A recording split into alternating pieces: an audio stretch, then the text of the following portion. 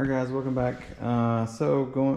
Doing some more go through on this BBM F15. It's my first BBM, so I'm just kind of going through it, learning it, seeing the kind of the quality to expect from Jet Legend. I mean, they're Asian ARFs, just like the rest of them. I know it's a BBM name, but still Jet Legend. So, which is typical for paint issues. Little QC things that I'm finding, but overall they supposedly fly really well. I did ask around about the CG.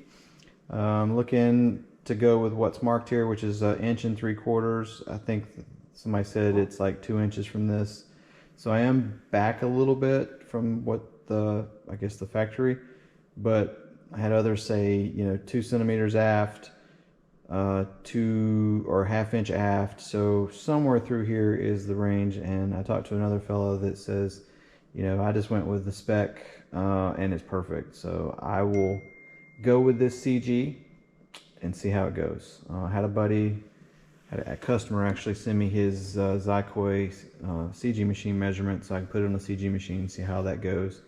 But I'm going to try to go with this and just see how it goes, because I know they kind of go conservative on these, suppose is what everybody says. Well, I can't count the number of times people went with factory CG and it's not right, and they take off and the jet goes up, or doesn't take off at all and goes off the runway and gets damaged, or takes off and shoots straight up and crashes and things get ugly with factory CG. So I'm always suspect, and it doesn't hurt to ask around, because usually if the jet's got enough people flying it, there's usually some reliable information that you can kind of get a good safe range.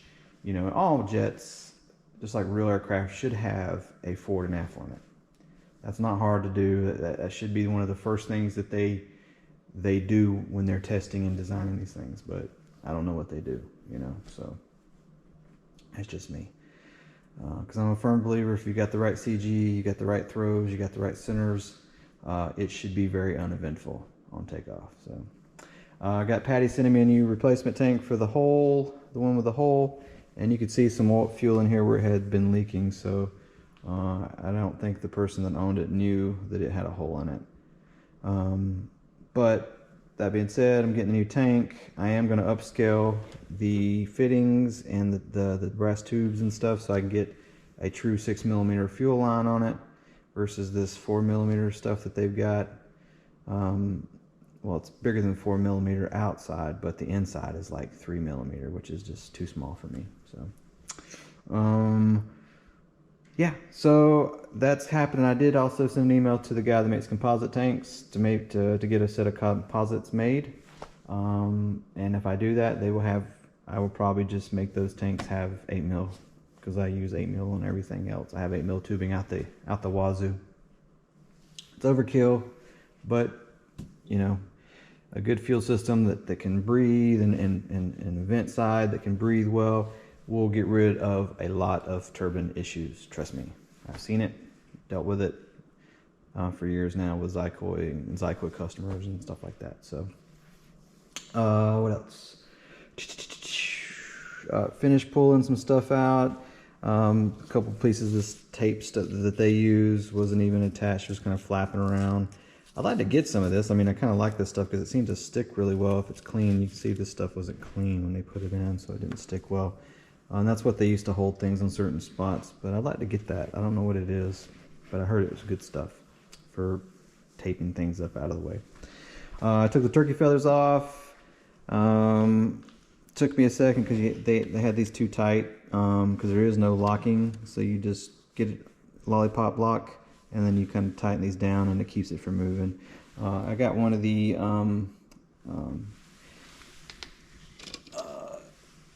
afterburner rings that pop loose. It was just glued in on top of the paint, so it just pulled the paint off.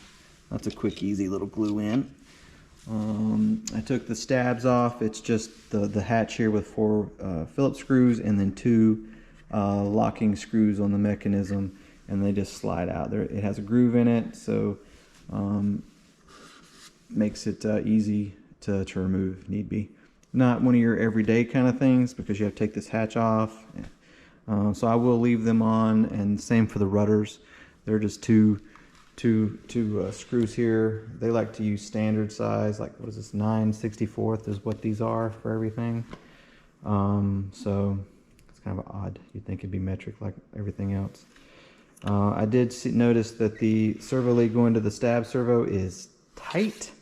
So, and it's being pulled against the servo. So I'm going to cut that zip tie in here loose and get some slack on it so that way it doesn't pull the servo lead off the circuit board, because there's just no, I mean, it's tight. It's pulling right on the servo board. So got to fix that. Nothing crazy. Took the pipe out to check it out. It looks good. They had 2 screws right here, which is why the bell mouth was teetering. So I'm going to put a third one right here to keep it from moving up and down.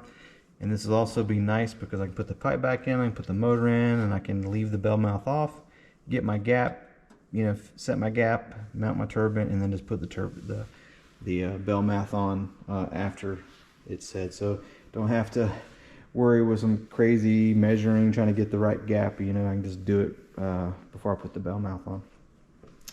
And that's it. So that's kind of where we stand. I just wanted to get a good look through and make sure there's nothing missed. Check bolts, make sure everything's tight, you know, finding some loose things. So, and just basically making it my own.